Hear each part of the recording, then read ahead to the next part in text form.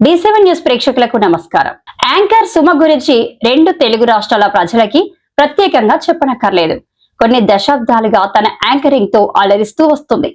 ఈ క్రమంలో ఆమెకి హీరోయిన్స్ ని మించి క్రేజ్ ఏర్పడింది. బుల్లితెరపై తిరుగులేని యాంకర్ గా రాణిస్తున్న సుమ కనకాల తనదైన యాంకరింగ్ తో ఎన్నో టీవీ షోలను విజయవంతంగా నడిపిస్తుంది.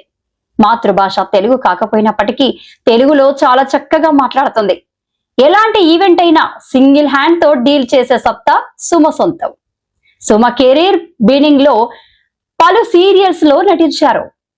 1000 పడగలు అనే సీరియల్ తో పరిచయం అయిన సుమ అందులో లీడ్ రోల్ చేసింది. ఆ తర్వాత మేఘమాల సీరియల్లో నటిస్తున్న సమయంలోనే రాజీవ్ కనకాలతో ప్రేమలో పడి అతనిని వివాహం చేసుకుంది. ప్రస్తుతం యాంకర్ సుమ టీవీ షోలు, సినిమా ఈవెంట్స్, తన యూట్యూబ్ ఛానల్ తో బిజీగా గడిపిస్తుంది. తన యూట్యూబ్ ఛానల్లో చాట్ షో అనే ఇంటర్వ్యూ ప్రోగ్రామ్ చేస్తుండగా ఇందులో తన వాయిస్ సమస్య గురించి చెప్పుకొచ్చింది.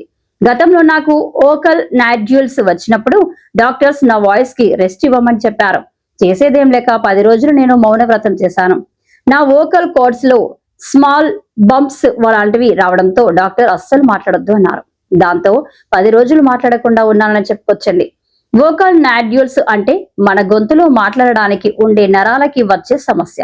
ఇది ఎక్కువగా మాట్లాడడం, అరవడం వలన వస్తుంది. సుమ పనే మాట్లాడడం, అరవడం కాబట్టి ఆమెకి ఆ సమస్య వచ్చింది. సమయానికి మంచి ట్రీట్మెంట్ తీసుకోవడం వలన ఆ సమస్య నుండి బయటపడింది సుమ. ఇక తాను థియేటర్ ఆర్టిస్ట్ అని కూడా చెప్పుకొచ్చింది. పలు నాటకాలు వేసిన సుమ కొడుకు పుట్టాలి అనే తెలుగు నాటకం హిందీలో చేశారు. ఆల్ ఇండియా రైల్వేస్ లో భాగంగా ఖరగ్పూర్, ఢిల్లీ అలా చాలా ప్లేసెస్ లో తిరిగి నాటకాలు వేశారు. అప్పట్లోనే రైల్వేస్ లో నాటకాలలో బెస్ట్ యాక్టర్ గా నేషనల్ అవార్డు కూడా గెలుచుకున్నారు. సంఘం మారాలి, రేపటి మహిళ, స్వామి వివేకానంద ఇలా చాలా నాటకాలు వేశారు అని తెలిపింది.